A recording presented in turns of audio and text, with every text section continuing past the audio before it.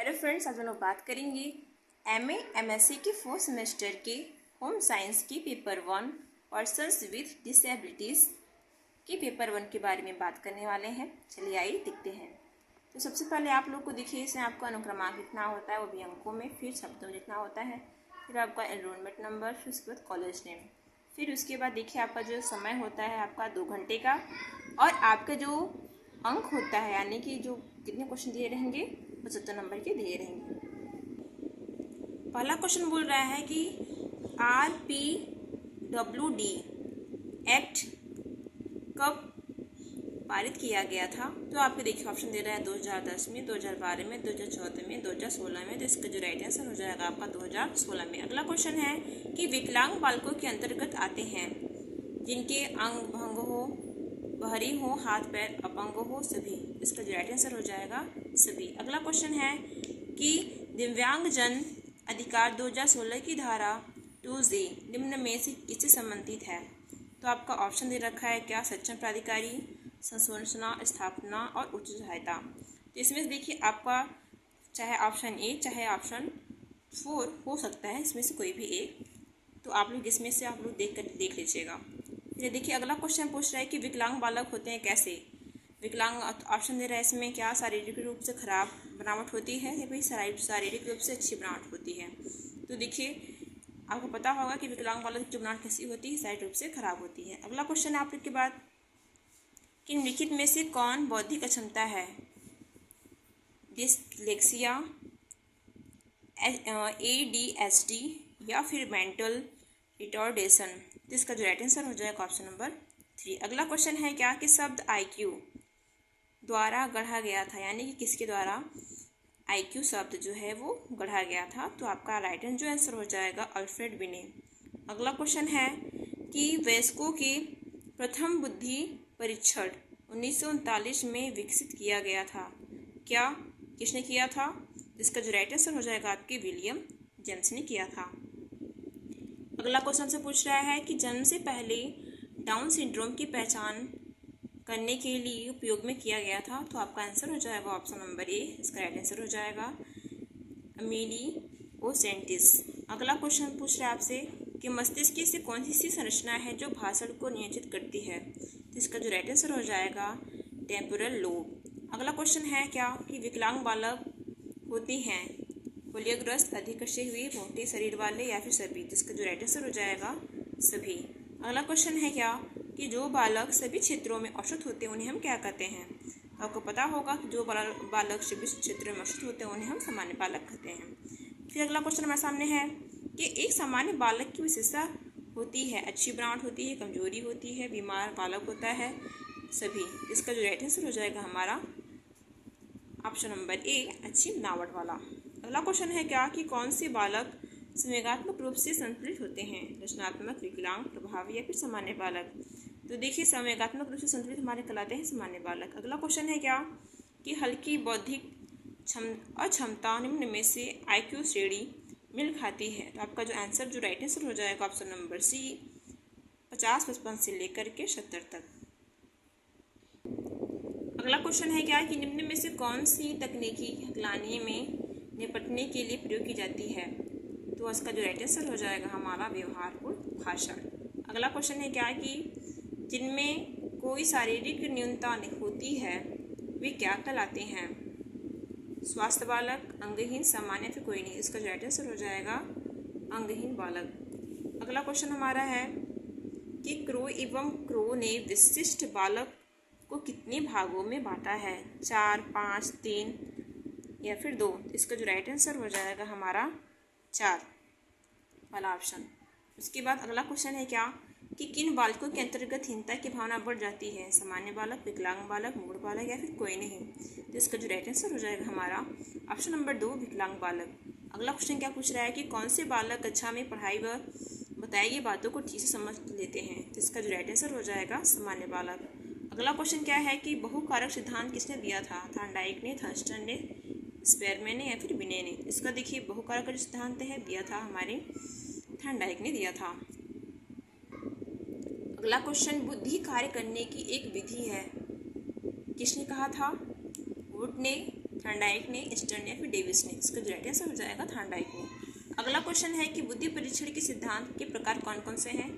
पहला है क्या व्यक्तिक बुद्धि, दूसरा है सामूहिक, तीसरा है सात्विक या असात्विक, चौथा है उपयुक्त सभी। तीसरा जो आंसर हो जाएगा हमारा उपयुक्त सभी। अगला क्वेश्चन क्या है कि बुद्धि के कितने सिद्धांत दिए गए हैं? 5, 10, 5, 3 या फिर 7? इसके जो राइट आंसर हो जाएंगे 10।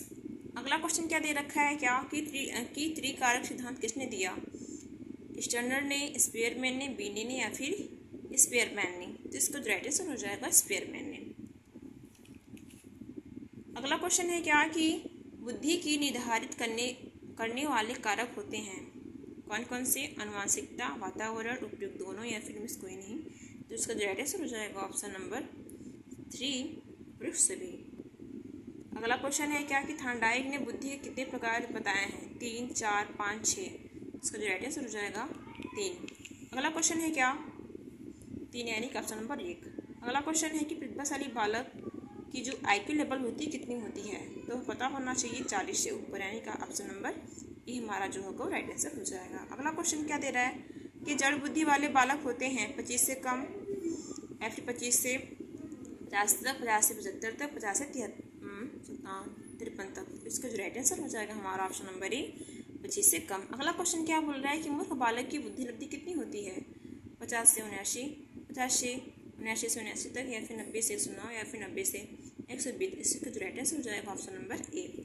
अगला क्वेश्चन क्या दे रहा है क्या कि बुद्धि सीखने की शक्ति ही बुद्धि है, यह कथन किसने कहा था? बकिंघम ने, गाल्टन ने, न्यूटन ने या फिर स्टर्न ने? इसका जो राइट आंसर हो जाएगा बकिंघम ने। अगला क्वेश्चन क्या दे रहा है कि भारतीय पुनर्वास परिषद की स्थापना कब की गई थी? तो आपका हो जाएगा 1993 में। ऑप्शन नंबर ए आपका राइट आंसर हो जाएगा। अगला क्वेश्चन पूछ रहा है क्या कि वाणी बाधित बालक नहीं है कौन से? तेज बोलने वाले बालक, आवाज़ की समस्या, हकलाना, अशुद्ध उच्चारण? तो पूछ रहा है कि नहीं है यानी कि तेज बोलने वाले बालक, ऑप्शन नंबर ए। अगला क्वेश्चन पूछ रहा है क्या कि थार्नडाइक के अनुसार बुद्धि होती है मानक, अमूर्त, सामाजिक या उपयुक्त सभी? इसका राइट आंसर हो जाएगा हमारा उपयुक्त सभी। अगला क्वेश्चन है क्या कि द्विकारक सिद्धांत किसने दिया था? राइट आंसर हो जाएगा स्पीयरमैन ने।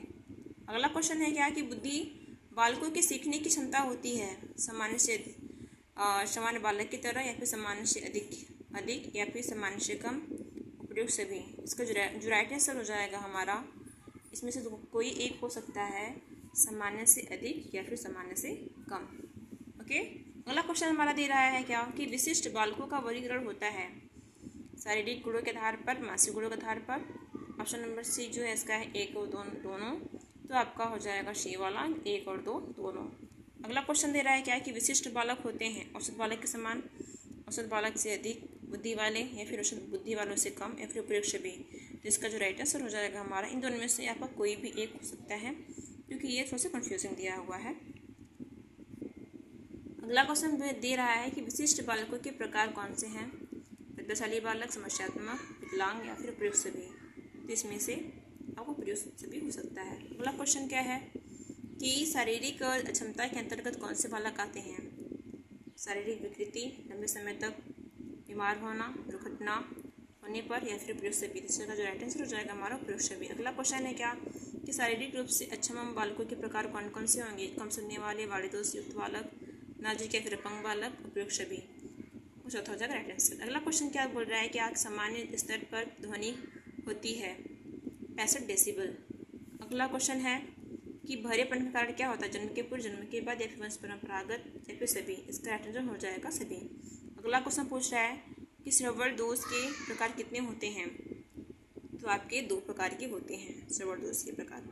अगला क्वेश्चन है कि फोटोफोबिया किसका लक्षण है? दृष्टि का, श्रवण का, पठन का, या फिर कोई नहीं? इसका राइट आंसर हो जाएगा आपका दृष्टि का। अगला क्वेश्चन रतौंधी किस विटामिन की कमी से होता है? विटामिन ए, बी, सी या फिर डी? इसका राइट आंसर हो जाएगा option number A, vitamin A की कमी से होता है। अगला क्वेश्चन है क्या कि श्रवण विकलांग बालक को शिक्षा दी जाती है चिन्हों द्वारा, वोट द्वारा, संकेतों, भाषा द्वारा, प्रयोग शब्द? इसका राइट आंसर हो जाएगा हमारा प्रयोग शब्द। अगला क्वेश्चन है कि ध्वनि को मापते हैं डेसिबल से, मीटर से, सेंटीमीटर से? इसका जो राइट आंसर हो जाएगा हमारा डेसिबल से। अगला क्वेश्चन है क्या सभी बालक एक दूसरे से कैसे होते हैं? भिन्न होते हैं। अगला क्वेश्चन होता है कि वैज्ञानिक लेखन शब्द किससे संबंधित है?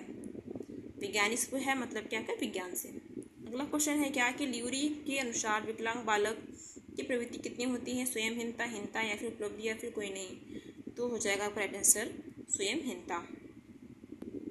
शोध क्या है, आपको पता होगा कि शोध क्या होता है कि अज्ञासी के बारे में सही वास्तविक खोज है। अगला क्वेश्चन है कि विकलांग का अंतर्राष्ट्रीय वर्ष घोषित कब किया गया था, 1982 में। अगला क्वेश्चन है कि लर्निंग डिसेबिलिटी शब्द का प्रयोग किसने किया था, राइट आंसर इसका है सैमुअल कर्क ने। अगला क्वेश्चन पूछ रहा है कि लेखा संबंधी क्षमता क्या कहलाती है, डिस्क्लेरिया, डिस्ग्राफिया, डिस्प्रेसिया। इसका जो राइट आंसर हो जाएगा हमारा डिस्ग्राफिया। अगला क्वेश्चन है कि जन्म के बाद श्रवण बाधित बालक की बाधिता के कारण कौन कौन से हैं, बीमारी, दुर्घटना, आयु, सभी। इसका जो राइट आंसर हो जाएगा हमारा सभी। अगला क्वेश्चन है कि सभी अंगों में कौन सा अंग जो प्रधान होता है, कान, नेत्र, हाथ या पैर। इसका हो जाएगा राइट आंसर हमारा हो जाएगा नेत्र। अगला क्वेश्चन है कि वैज्ञानिक लेखन में आवश्यक क्या होती है, प्रमाणिकता या फिर परिशुद्धता, निश्चित रूपरेखा, उपयुक्त छवि। इसका जो राइट आंसर हो जाएगा हमारा उपयुक्त छवि। अगला क्वेश्चन बोल रहा है कि कौन सी पद्धति एक निश्चित प्रक्रिया होती है, वैज्ञानिक पद्धति, प्रमाणिक, परिशुद्धता। इसका जो राइट आंसर हो जाएगा हमारी वैज्ञानिक पद्धति। अगला क्वेश्चन है कि शोध क्या होता है, तो शोध देखिए इसका अर्थ होता है नए ज्ञान प्राप्त करना, खोज करना। ऑप्शन नंबर 3 दोनों हो जाएगा। अगला क्वेश्चन दे रहा है कि एक अच्छे शोधकर्ता के लिए आवश्यक गुण क्या होती है, लंबा कद, लंबे बाल, विचारों की दृढ़ता या फिर सांस्कृतिकता। तो ऑप्शन नंबर इसका तीसरा हो जाएगा कि विचारों की दृढ़ता। अगला क्वेश्चन है कि ए स्टडी ऑफ हिस्ट्री पुस्तक के लेखक हैं टैनवी। अगला क्वेश्चन है कि वैज्ञानिक अध्ययन का एक अनिवार्य मानदंड क्या होता है, वस्तुनिष्ठता। अगला क्वेश्चन है कि अगस्त काम्टे ने वैज्ञानिक पद्धति को बांटा है किसमें, 4 भागों में।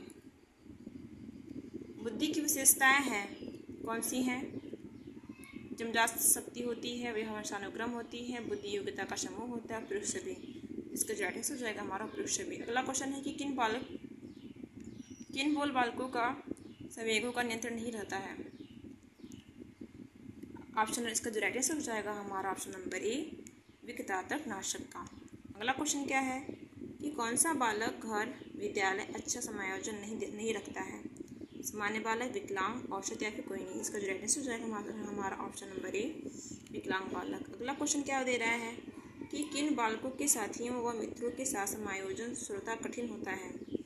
इसका आंसर हो जाएगा हमारा विकलांग बालक का। अगला क्वेश्चन क्या दे रहा है कि सामान्य बालक कैसा होता है, स्वस्थ होता है। ओके।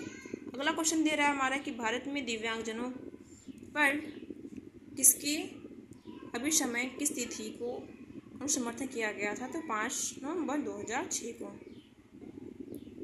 अगला क्वेश्चन दे रहा है कि दिव्यांगजन अधिकार अधिनियम 2016 में कुल कितनी धाराएं हैं, तो आपकी राइट आंसर हो जाएगा 102 धाराएं। अगला क्वेश्चन क्या पूछ रहा है कि दिव्यांगजन अधिनियम 2016 के अंतर्गत विशेष धारा कार्यालय के रूप में उपलब्ध किया गया है। तो इसमें थोड़ा देखिए आपको थोड़ा सा कन्फ्यूजिंग है, तो ये क्वेश्चन आप लोग देख लीजिएगा। अगला क्वेश्चन क्या दे रहा है कि दिव्यांगजन अधिकार अधिनियम 2016 के अंतर्गत केंद्रीय सलाहकार बोर्ड के सदस्यों का कार्यकाल कितना होता है, तो इसका जो राइट आंसर हो जाएगा 2 वर्ष। अगला क्वेश्चन दे रहा है कि दिव्यांगजन अधिकार अधिनियम 2016 के तहत पुनर्वास की भाषा किसने दी थी। देखिए ये भी थोड़ा सा कन्फ्यूजिंग है, तो प्लीज़ आप लोग इसे देख लीजिएगा। अगला क्वेश्चन दे रहा है हमारा कि विकलांग बालक अपने आप को कैसा समझते हैं, असहाय, असुरक्षित, अयोग्य, सभी। इसका जो राइट आंसर हो जाएगा हमारा सभी। अगला क्वेश्चन दे रहा है कि RPWD अधिनियम 2016 के तहत किसने कितने प्रकार की विकलांग मान्यताएं प्राप्त हैं, 5, 7, 10 या 21। तो इसका जो राइट आंसर हो जाएगा हमारा 7। आई होप आपको वीडियो अच्छी लगी होगी, और अगर आपने चैनल पर नए हैं तो प्लीज़ चैनल को लाइक सब्सक्राइब करना मत भूलिएगा। Thank you.